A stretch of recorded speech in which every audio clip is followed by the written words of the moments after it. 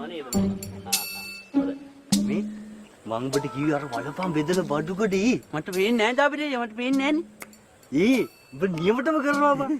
මේ මං කිව්වා වගේ ඔබ ඇස් පේන්නේ නැති විදියට එතන ගිහලා ඉඳපන්. හරි. ඊට ටික මම බලා ගන්නවා. හරිද?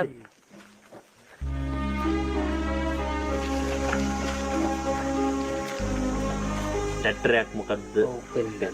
බලන්න නේද නෝනා වෙන දේවල් මිනිස්සුන්ට නේද? බලන්න. මාව ගෙනියන්න බදා අපිට යන්නේ. මට පේන්නේ නැහැ නේ.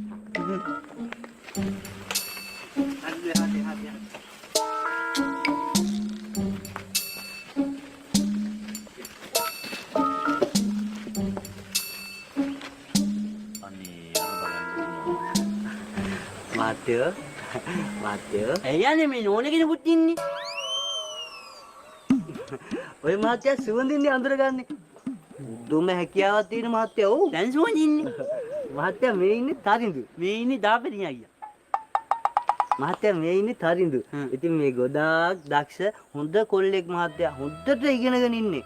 කරුණේක මහත කියන්නේ මාත්‍යෝ උපතින්ම S2 පේන්නේ නැහැ.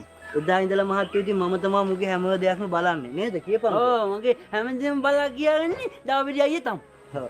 ඉතින් මහත්තයෝ මේ ආබාධිත පුද්ගලයන්ට ඉතින් මේ ආධාර වගේක් දෙනවා කියලා ආරංචියක් ආවා මහත්තයෝ. ඉතින් මේ අපේ තරිඳුටත් මොකක් හරි ආධාරයක් දෙන්න පුළුවන් නම් මහත්තයලාට බොහොම පින් මහත්තයෝ තරිඳු වැඳපන්. ඔව් මහත්තයෝ ගොඩාක් පින්. බලන්න කොච්චර ධෛර්යවන්ත තරුණයෙක්ද.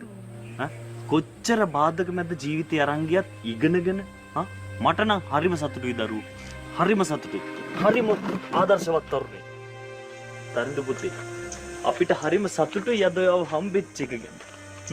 තරිඳු පුතේ ඔයාලා වගේ කට්ටිය මේ ලෝකේ තනි වෙලා නැහැ. දැන් මේ දාබරේ අයියා ඉන්නවා. ඒ වගේම අපි ඉන්නවා. ඔයාලා වගේ අයට උදව් කරන්න. ඒ වගේම දෙවියෝ මේ ලෝකෙට හැමෝම එවලා තියෙන්නේ තව කෙනෙක්ට උදව් කරන්න. ඔය ඉගෙනගත්තු දේවල් වලින් ඔයාටත් පුළුවන් තව කෙනෙක්ට උදව්වක් කරන්න. ඒකට තමයි අපි ජීවත් වෙන්න ඕනේ තරිඳු පුතේ. මහත්ලා කියපු වචනයක් පාසා මාගේ හදවතටම වැදුනා. මහත්තයා කිව්වා වාගේ මාත් ආසයි මට පුළුවන් හැකි ආකාරයෙන් කාටයි හරි උදව් කරන්න. බලන්නේ වචන සුමිත් මට දැන් මහත්තයාට උදව්වක් කරන්න පුළුවන්. මොකද්ද මගේ දරුවෝ? මං කැමති නෑ මහත්තයා වගේ රත්තරන් මිනිස්සෙක් එහෙම කවුරුවක්වත් ඉස්සලා අපහසුතාවයට පත් වෙනවට. ඒ හින්දා මං කියන්න මහත්තයා කයිසි මේ ජිප් එක ඇල්ල දාපිරයි මේ.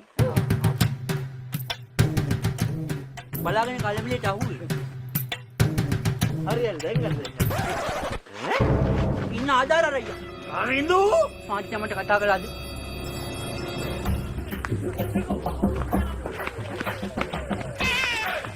බලන්න මහා මෝඩේ තන්දු. අනේ මට මොකක් පේන්නේ දාපිරයි. මේකන් යකෝ දැන් වැඩක් නැහැ. අතන කාලා වෙලේ දැන් මගුලක් කරන තැන ආ මොබයියා. මට පේන්නේ නෙට් එකේ ඉන්නුනේ. අම්මේ මට පේන්නේ දාපිරයි මම අල්ලගන්න. ආතල්නේ මේ ප්‍රෑන්ක් එකක් කරමු.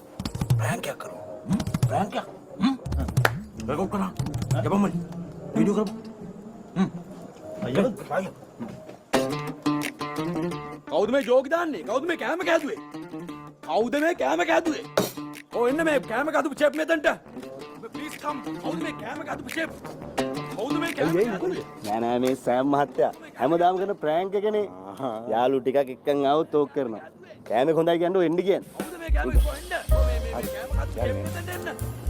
කවුද මේ මේන්න. තමුසෙද මේ කැම කැදුවේ? මමනේ සෑම් සර්. ඔබට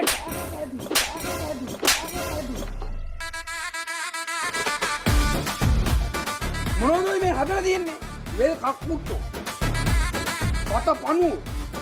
එහෙමද මේ මෙව කන්න මොනවද මිනිස්සු?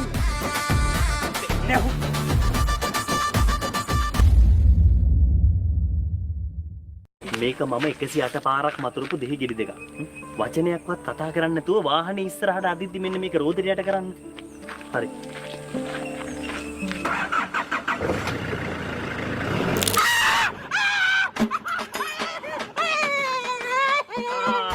ගණන් ගන්න කාරි නෑ. ගමනේ වස්දොස්සේ කැපුණේ. යන්න කලින්ම මෙතන මුල තහගෙන යකපල්ලා. තාපි උදේ. මාරක අපලේ ඇගේ අවුරුදු 16 පොඩි එකා. ඒකගේ ඡන්ද නාම ලේඛනේ නම නැහැ කියලා මාත් එක්ක ආවනේ ඔරොප්පුවට. අප්පට සිරි ඊට පස්සේ මං කිව්වා උට හොඳ වෑන් දෙකක්. ඡන්ද නාම ලේඛනේට නම දාන්න තාම උගේ වයස සම්පූර්ණ නැහැනේ. අම්මපා අද කාලේ හැදෙනේ උන් ග්‍රාමසෙක් කියලා බලන්නේ තරි ගහලා දාන්නේ මං. ඒක ඇත්ත ග්‍රාමසේවක මහත්තයෝ.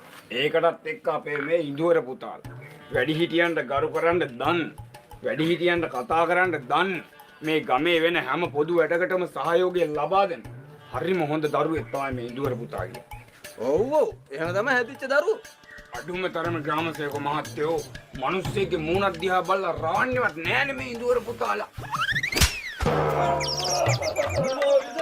අපෝ මේ අනිසර මිනිස්සුන්ට ගැහුවනේ මේ වයසක මිනිස්සු.